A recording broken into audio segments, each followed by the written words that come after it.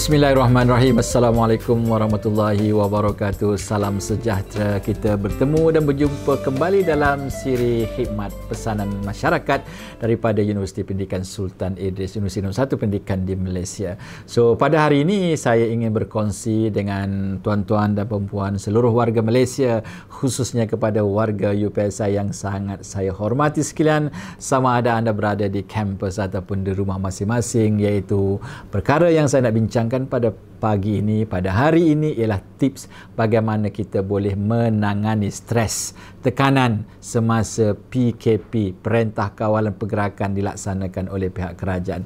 Sama ada pihak kerajaan memutuskan ataupun menyambung, kita akan bersedia merealisasikan ataupun melaksanakan tips yang saya akan kongsikan pada hari ini. Pastinya sebagai masyarakat ataupun rakyat Malaysia, tanpa mengira siapa kita, tanpa mengira status kita, memang kita sudah biasa dengan kebebasan, ya, kita keluar pagi, balik petang dan sebagainya. Tapi apabila dilaksanakan PKP ini semenjak 17 Mac yang lepas, 18 Mac yang lepas, kita merasakan diri kita, kehidupan kita dikongkong dan dikawal dan sebagainya. Sebagai manusia yang waras, pastinya emosi kita terjejas, emosi kita tidak stabil dan sebagainya. Jadi kegagalan kita mengawal emosi, mengawal pribadi dan sebagainya mungkin akan beri kesan negatif, impak negatif kepada diri kita. Jadi sebelum perkara itu berlaku dan dalam keadaan kita berada dalam keadaan stres, saya ingin berkongsi kepada anda beberapa perkara.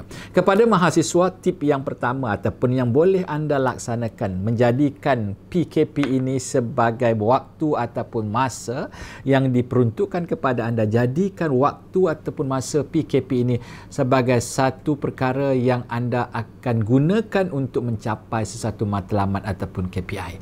Dalam konteks anda pada hari ini mahasiswa, seperti mana yang kita sering sebut, anda dikendaki, anda diperlukan untuk mempelajari bahasa-bahasa baru.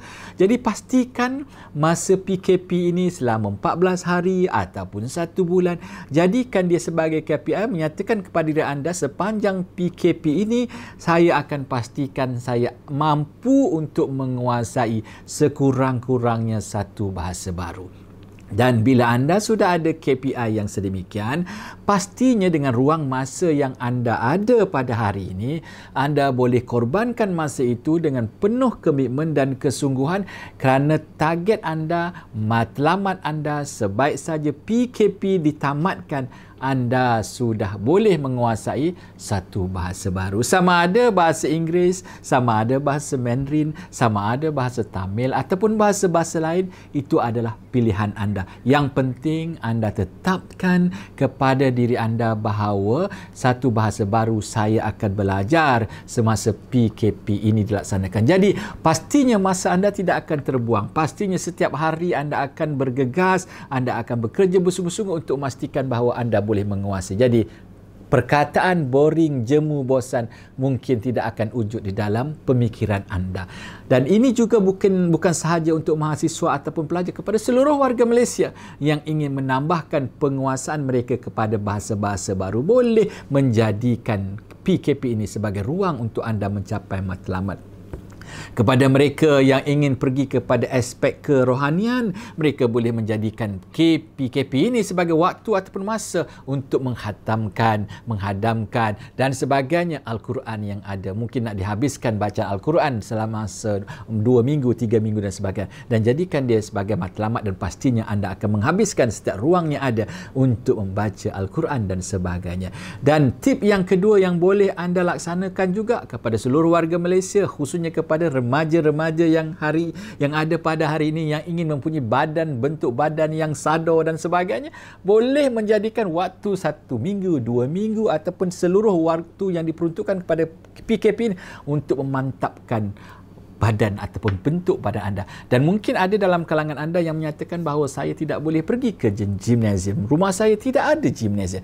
Jangan risau, kalau kita lihat dalam YouTube pada hari ini, terlalu banyak kaedah dan cara bagaimana untuk kita mendapat six pack umpamanya. Bagaimana kita untuk mantapkan otot-otot kita tanpa perlu pergi kepada gym, tanpa perlu memperoleh gym, tapi hanya sekadar menggunakan alat-alat yang ada di rumah. Jadi pastinya kalau anda ingin bentuk badan yang menarik, bentuk badan yang cantik, jadikan waktu PKP ini sebagai waktu untuk mencapai matlamat anda. Tips yang ketiga yang boleh juga mengurangkan ataupun menghilangkan kesan bosan anda, boring anda kerana kongkongan kawalan pergerakan ini kepada warga Malaysia yang ada di negara ini, juga kepada pelajar, boleh menjadikan aktiviti menanam sayur-sayuran di sekitar rumah. Mungkin ada dalam kalangan kita yang menyatakan bahawa saya tinggal di rumah teres, saya tinggal di rumah flat, saya tinggal di apartmen, saya tinggal di kondo, saya tidak ada ruang seperti mana di kamu. Jangan risau, kita boleh menjadikan aktiviti ini sebagai satu kaedah. Saya tidak mahu anda membuat menanam untuk jualan di pasar raya. Saya bukan untuk anda mengeluarkan produktiviti untuk kita berikan kepada satu masyarakat, satu kampung, sekadar untuk menghilangkan kesan bosan kita untuk duduk di rumah. 1 atau 2 polybag boleh kita gunakan. 3, 4, 5 buah pasu boleh kita gunakan. Perkara-perkara yang kita tanam, misalnya seperti kacang bendi, kacang panjang, terung dan sebagainya, anda tanam bermula daripada peringkat awal penyediaan polybag, anda masukkan benih, anda tengok tiap-tiap hari dan benih itu bercambah, kemudian naik daunnya dan melilit batang dan sebagainya, dan hasilnya anda akan lihat. Pastinya saya rasa anda akan merasa gembira, dan apabila perasaan gembira itu muncak, anda akan lihat apabila hasil itu dapat anda hidangkan di atas meja, dan ketika itu pastinya anda akan bersuara, pastinya keluarga anda akan besar. Ini adalah hasil tanaman mak, ini adalah hasil tanaman ayah, ini adalah hasil tanaman kita bersama. Keceriaan yang ada ketika itu tidak dapat kita bandingkan. Kegairahan anda untuk melihat pembesaran tanaman sayur-sayuran itu memang tidak dapat saya gambarkan kerana keceriaan itu. Jadi anda tidak sabar sebenarnya untuk menunggu hari esok melihat sejauh manakah tanaman anda telah membesar, dan anda sentiasa menanti-nanti. Jadi insya-Allah dengan cara ini kesan bosan, boring, jemu, terkongkong akan hilang daripada pemikiran anda. Dan saya tidak terkejut sekiranya anda mempraktiskan 3 tips ini.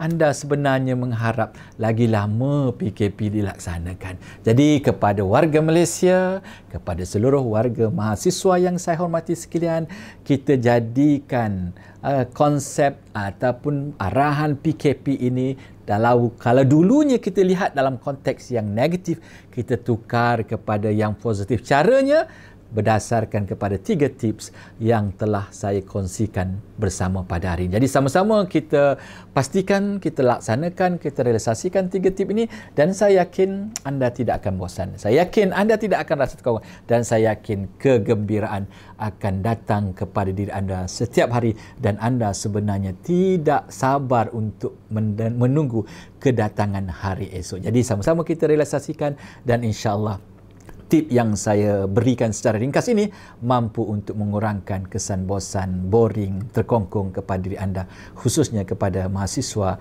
yang saya hormati sekalian. Selamat berjaya, selamat mencuba, selamat bergembira. Assalamualaikum warahmatullahi wabarakatuh. Salam sejahtera.